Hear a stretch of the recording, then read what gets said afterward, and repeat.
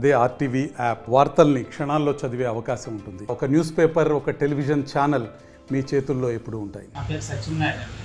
నేను flying squad team number 4 Chodavaram constituency, Chodavaram మండలం. మా ఈయన ఏఎస్ఐ గారు మా టీం మెంబర్, ఈయన పీసీ గారు మా టీం మెంబర్.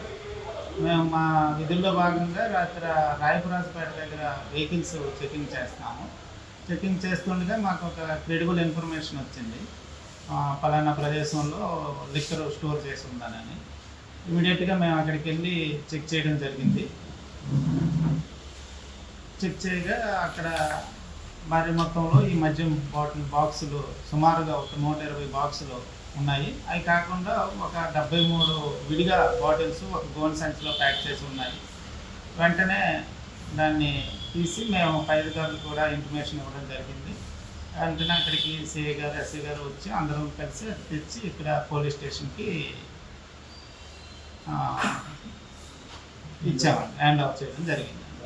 ఆ బాటిల్స్ దానిపైన అది గోవా బాటిల్ అని, గోవా స్టేట్లో తయారైనట్టు, గోవా స్టేట్లోనే అమ్మాలి అన్నట్టు దానిపైన ఒక స్టిక్కర్ అతికించి ఉందండి. ఎన్నికలు ఉన్నాయి కాబట్టి సాధారణ ఎన్నికలకు సంబంధించి అయి ఉంటుందని భావించి వెంటనే సీజ్ చేసి ఇక్కడ తీసుకురావడం జరిగింది.